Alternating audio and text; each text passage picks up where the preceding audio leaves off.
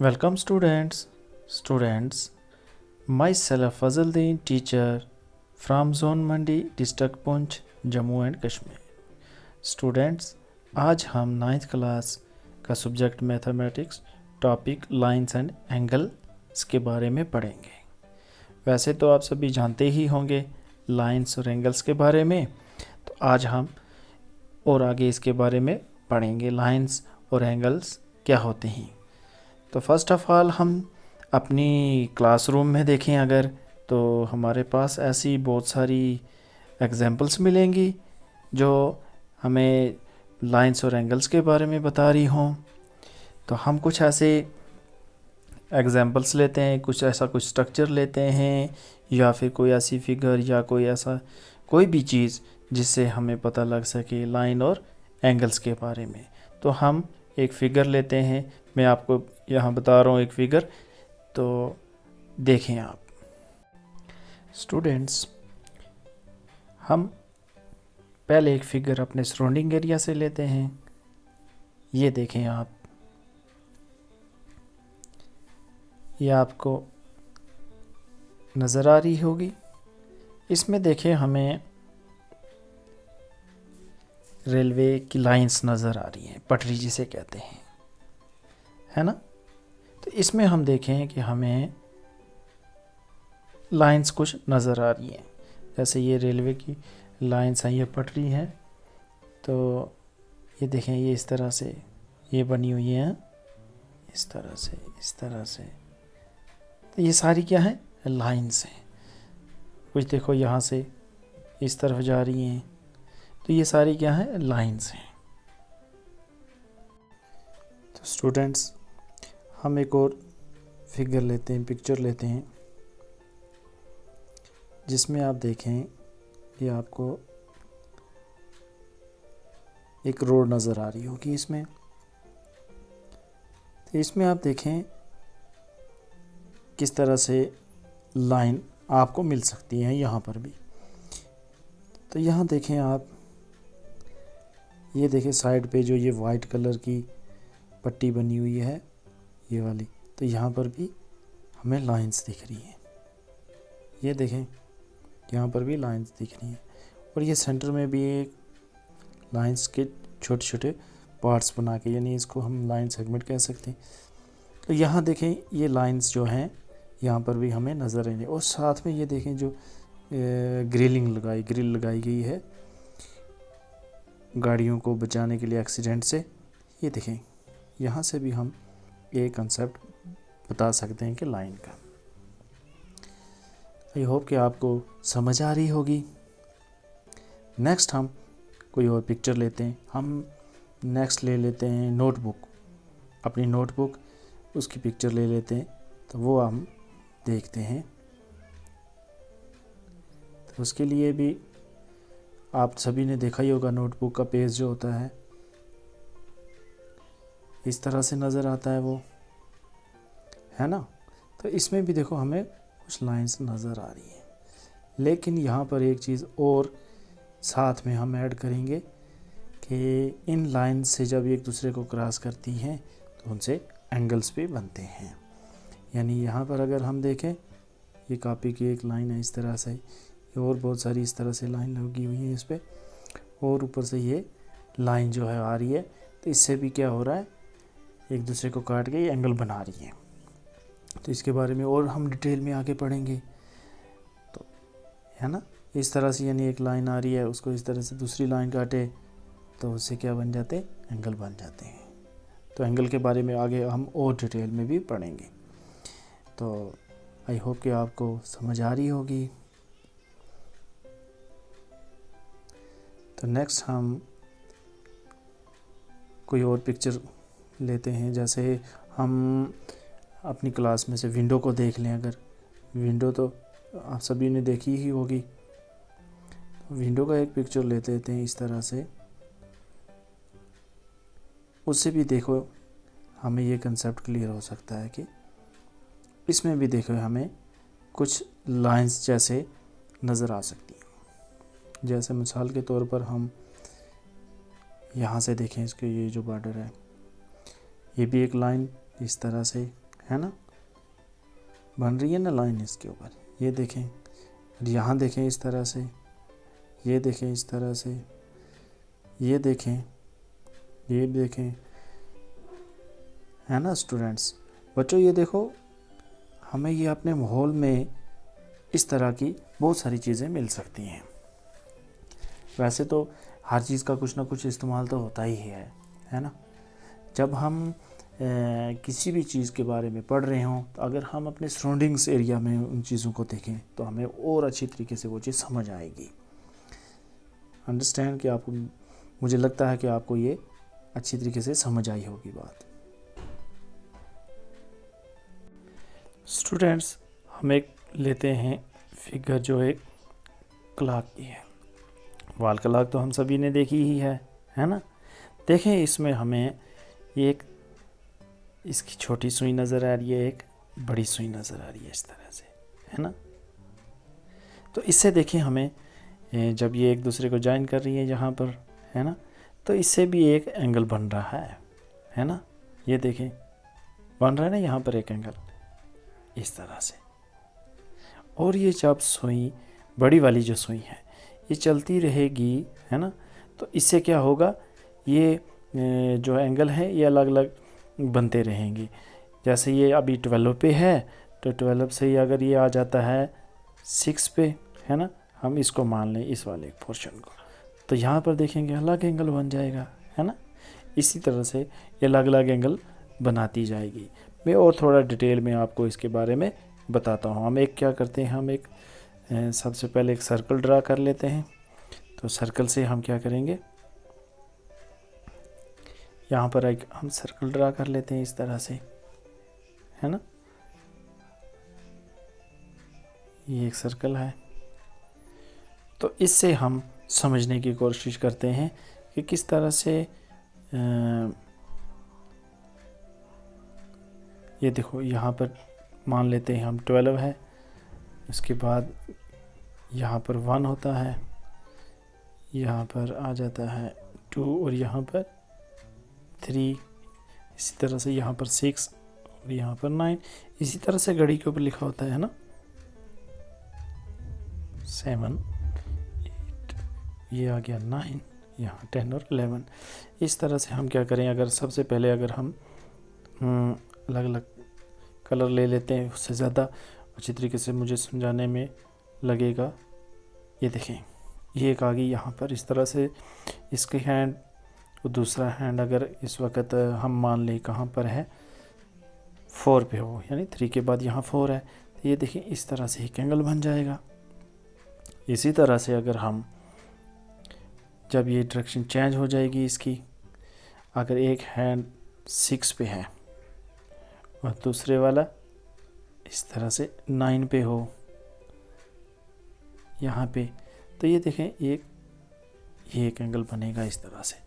अब इसके बारे में हम और आगे डिटेल में पढ़ेंगे, ये कौन से एंगल में इस तरह से बनते हैं, अलग अलग एंगल बनेंगे, उसके बारे में आगे हम और डिटेल में भी पढ़ेंगे।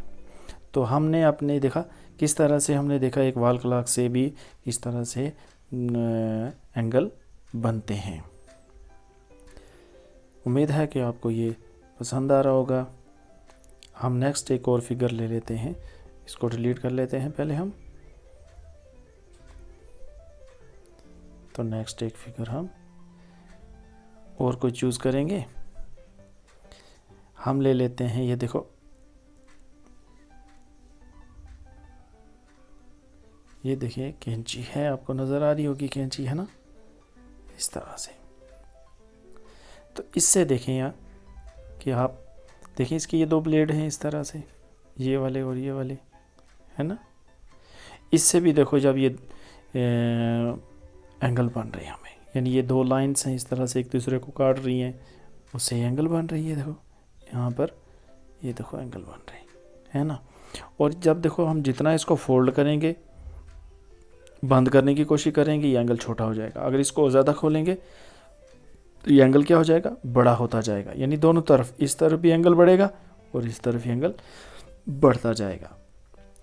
हम और थोड़ा इसको यहाँ साइड पे बना के मैं आपको बताता हूँ कि किस तरह से ये एंगल चेंज होते जाएंगे। मिसाल के तौर पर हम यहाँ पर दो लाइंस ले लेते हैं, इस तरह से एक लाइन मैंने ली और दूसरी लाइन इस तरह से ली। और ये देखें, ये मान ले आप, ये भी एक कैंची है ना, ये इसके दो ब्लेड है।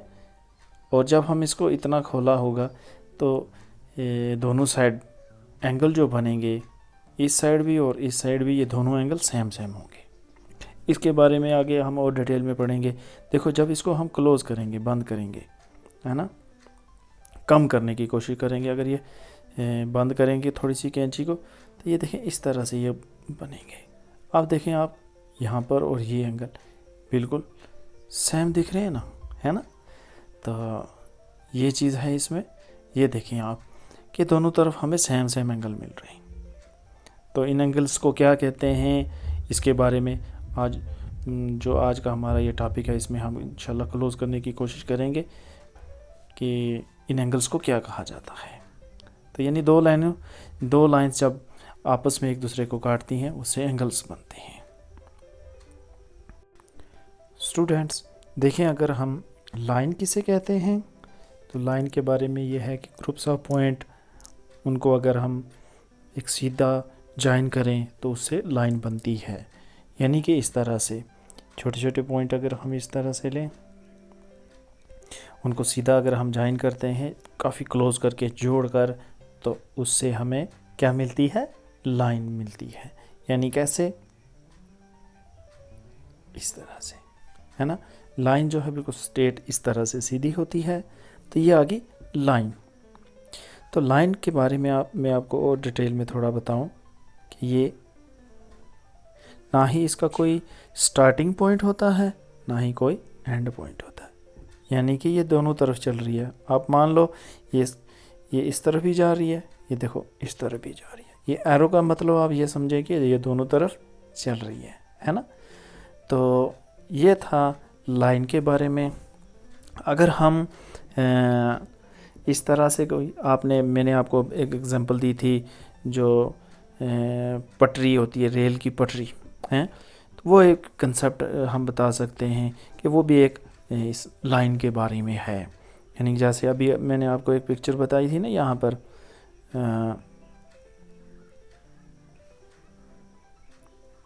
इस तरह से, है ना। तो ये देखें आप, तो ये भी क्या चीज़ है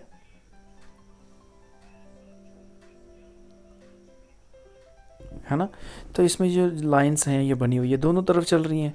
यहाँ अगर इस वक्त हम इसको ये सेंटर मान लें, इस जगह को अगर हम सेंटर मान लेते हैं इस वक्त, तो ये तो इस तरफ भी चल रही हैं और इस तरफ भी चल रही हैं, ये दोनों तरफ चल रही हैं, है ना। तो ये एक हमारे पास एक हम रोड ले लें, रोड जो है वो भी दोनों तरफ चल रही होती है। एक सेंटर में अगर हम खड़े हैं किसी एक जगह पे, बस स्टैंड है कोई साथ में, तो रोड चल रही है तो दोनों तरफ जाएगी, है ना। वो भी मैंने आपको एक पिक्चर बताई थी अभी, तो उससे भी हमें ये पता लग सकता है ना। तो यहाँ पर ये देखें,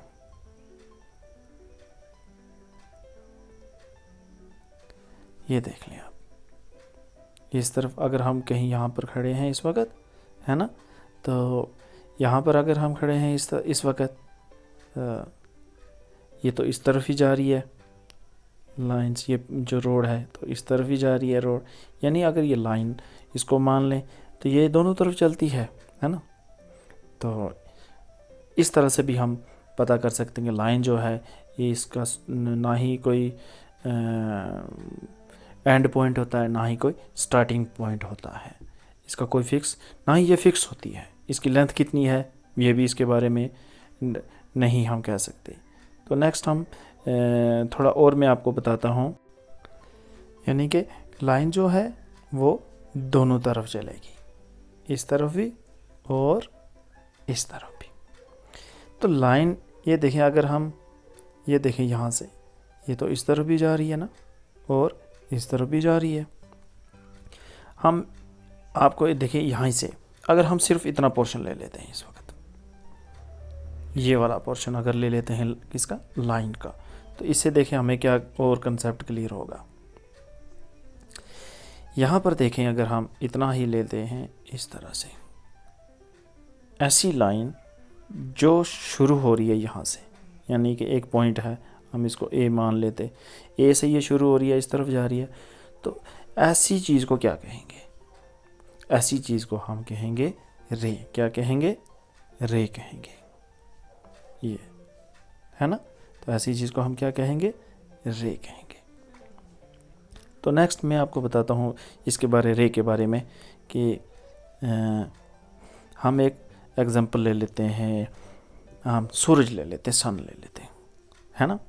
सन इस तरह से हम बना लेते हैं, यहाँ पर ये क्या है? हमारा सूरज है ना।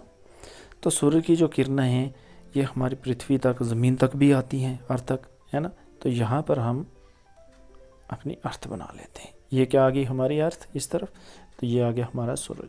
तो सूरज से किरणें जो हर तरफ निकलती हैं इस तरह से, है ना, इस तरह से हर तरफ निकलती हैं इस तरह से।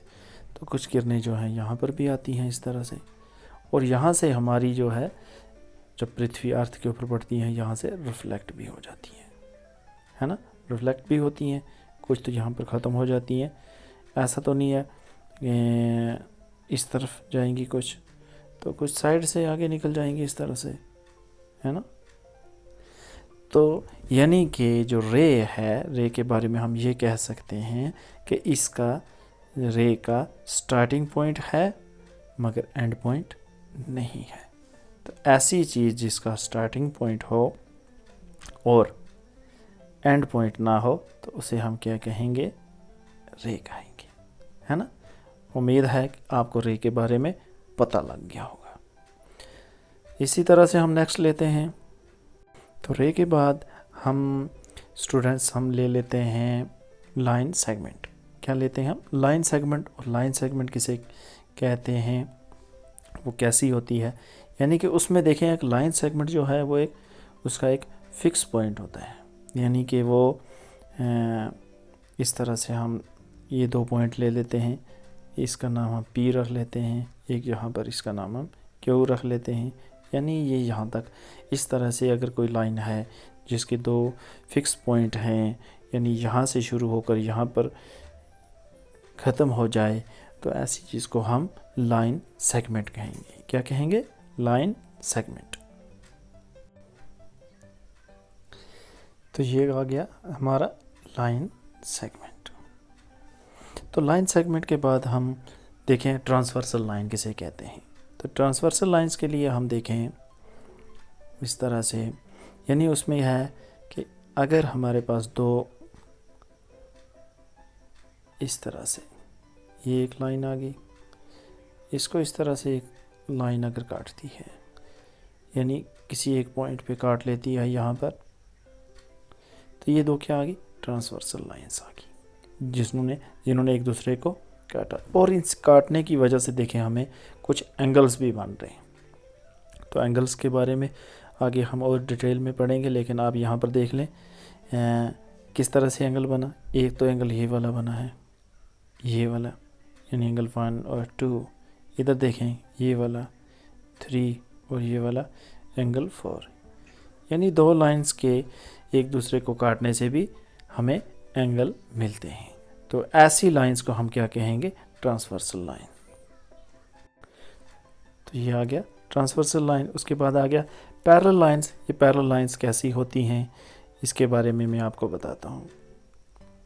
देखें पैरेलल लाइंस जो हैं उसमें हम ये कह सकते हैं कि अगर दो लाइंस इस तरह से हैं,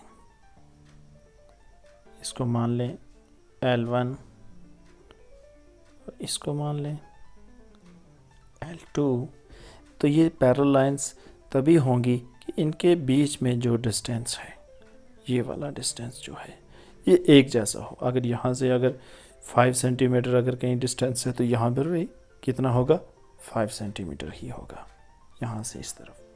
तो ऐसी चीज़ जो होगी पैरेलल लाइंस, ये एक दूसरे को तो काटेंगी नहीं, ये किसी पॉइंट पे भी इंटरसेक्ट नहीं करेंगी, ये हमेशा पैरेलल ही रहेंगी। यानी कि जैसे मिसाल के तौर पर हम एग्जांपल ले रहे, रेलवे लाइंस होती हैं, वो हमेशा देखें वो बराबर, बिल्कुल बराबर होंगी, वो कभी भी एक दूसरे को, यानी उसकी दो पटरियाँ होती हैं जिसके ऊपर रेल चलती है ना, वो एक दूसरे को कभी नहीं काटेंगी, तो वो पैरेलल होगी। इसी तरह से अगर हम ये ले लें, हम जो वायर्स होती हैं इसके पोल्स के ऊपर, बिजली की वायर्स होती हैं, इलेक्ट्रिक वायर, तो वो भी आपने देखा होगा, वो भी एक दूसरे को कभी नहीं काटेंगी। यानी इस तरह से अगर हमने ये पोल आ गया, एक दूसरा पोल इस तरफ से होगा, है ना, तो यहाँ से इस तरह से जाती हैं वो लाइंस ऐसी होती हैं, है ना, तो वो भी एक पैरेलल लाइंस की हमें एग्जांपल दे रही होती हैं, तो वो भी एक दूसरे को कभी नहीं काटती हैं।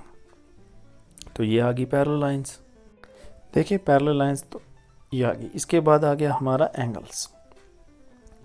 एंगल किसे कहते हैं? तो एंगल के बारे में बिल्कुल आसान है। ये देखें आप, जब भी दो लाइंस आपस में एक दूसरे को काटेंगे उससे क्या बनेगा? एंगल ही बनेंगे। जैसे हमने कैंची ली थी हमने, है ना, तो कैंची से क्या हुआ था? इस तरह से एक लाइन, ये मान लो एक ब्लेड आ गया कैंची का और दूसरा ये, इससे भी क्या हुआ था? एंगल बने थे, है ना, इस तरह से। तो ये जो है इस तरह से एंगल बनते हैं। तो एंगल के बारे में एक और चीज़ मैं आपको बताऊं, इसमें हमें इसके लिए हमें दो लाइंस की ज़रूरत पड़ती है। कैसे? ये देखें, ये देखो एक लाइन आ गई और एक लाइन ये आ गई। जब दो लाइन मिलेंगी उससे एक एंगल बनेगा, वो चाहे कितने भी किसी तरह का भी हो, इस तरह से हो, जितना मर्जी खुला हुआ हो, है ना, इस तरह से। और ये इस तरह से हमें एंगल्स मिलेंगे। और हमने एक एग्जांपल देखी थी किसकी? वाल क्लॉक की, है ना। वाल क्लॉक में क्या देखा था हमने? एक सर्कल लिया था हमने सबसे पहले इस तरह से, तो उसके ऊपर हमने कुछ ड्रा किए थे इस तरह से, है ना। ये आ गई उसकी जो हमारी क्लॉक है उसकी जो सुइयाँ आ गई हैं, उससे इस तरह से बन रहे थे ना वहाँ पर, है ना। इस तरह अगर यहाँ ले लें इस तरह से, यानी अलग अलग टाइम पर अलग अलग एंगल्स बन रहे थे। तो ये आगे एंगल, ये एंगल कितने किस्म के होते हैं अब हम इसके बारे में पढ़ेंगे।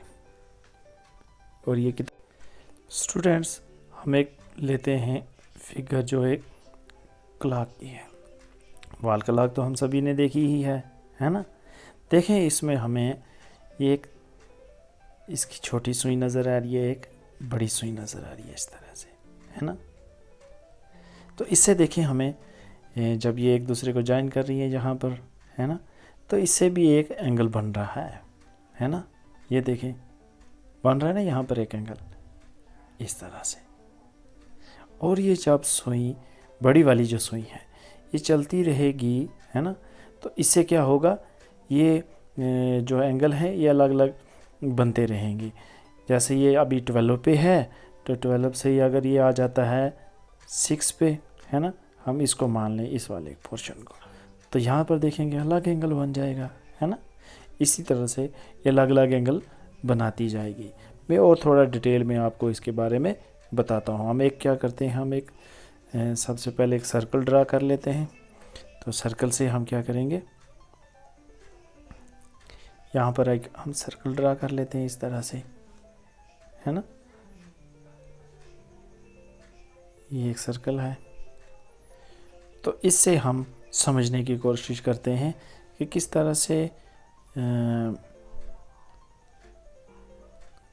ये देखो यहाँ पर मान लेते हैं हम 12 है, इसके बाद यहाँ पर 1 होता है, यहाँ पर आ जाता है 2 और यहाँ पर 3, इसी तरह से यहाँ पर 6 और यहाँ पर 9, इसी तरह से घड़ी के ऊपर लिखा होता है ना, 7, 8, ये आ गया 9, यहाँ 10 और 11। इस तरह से हम क्या करें, अगर सबसे पहले अगर हम अलग अलग कलर ले लेते हैं, उससे ज़्यादा अच्छी तरीके से मुझे समझाने में लगेगा। ये देखें, ये एक आ गई यहाँ पर इस तरह से, इसके हैंड और दूसरा हैंड अगर इस वक्त हम मान लें कहाँ पर है, 4 पे हो, यानी 3 के बाद यहाँ 4 है, तो ये देखिए इस तरह से एक एंगल बन जाएगा।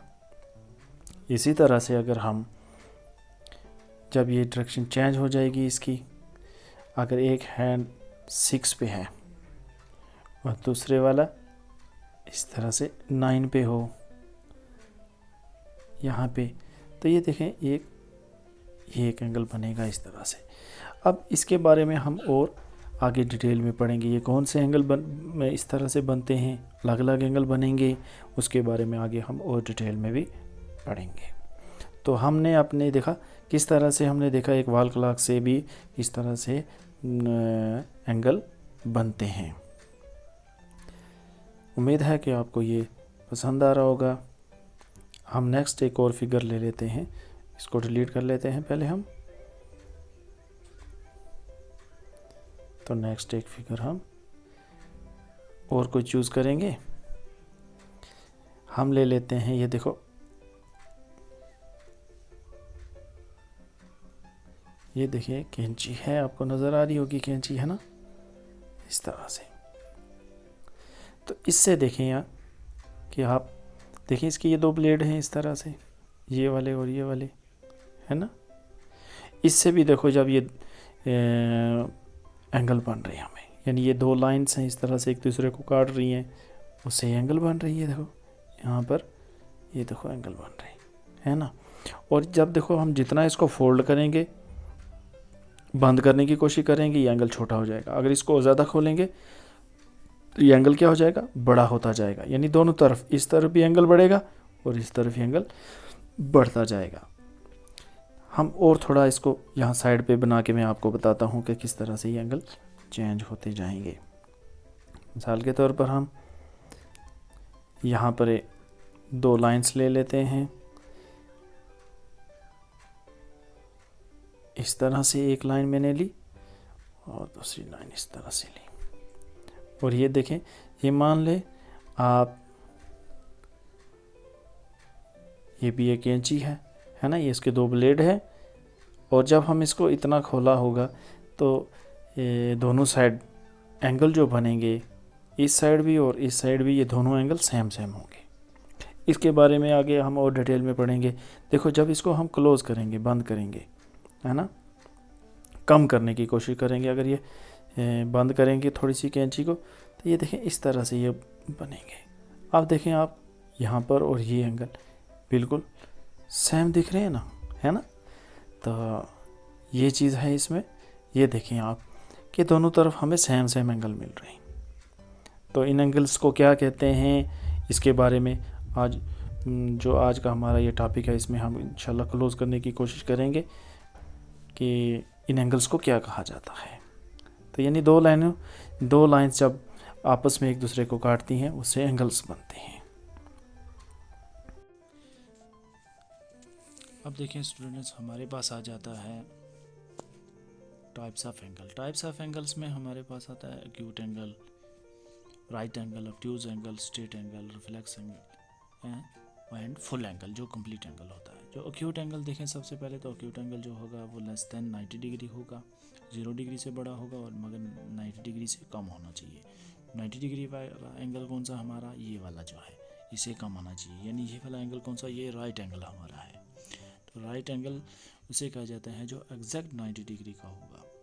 उसके बाद है हमारा ऑब्ट्यूज एंगल। ऑब्ट्यूज एंगल जो है वो होगा greater than 90 degree and less than 180 degree, यानी कि वो 90 डिग्री से बड़ा होगा और 180 डिग्री से कम होगा। जो 180 डिग्री का हमारा एंगल बनेगा वो कंप्लीट स्ट्रेट एंगल हो जाएगा। नेक्स्ट हमारे पास आ जाता है जो 180 डिग्री से बड़ा होगा, उसे क्या कहा जाएगा, यानी ग्रेटर दैन 180, वो हो जाएगा रिफ्लेक्स एंगल। उसके बाद आ जाता है हमारा full complete angle. Full complete angle यानी वो एंगल होता है कंप्लीट एंगल जो 360 डिग्री का पूरा बनेगा। आई होप कि आपको ये समझ आया होगा। इसके बारे में और आगे नेक्स्ट हम डिटेल में डिस्कस करेंगे। उम्मीद है कि आपको आज का लेसन पसंद आया होगा लाइंस और एंगल्स के बारे में, और मिलते हैं नेक्स्ट सेशन में। Good bye.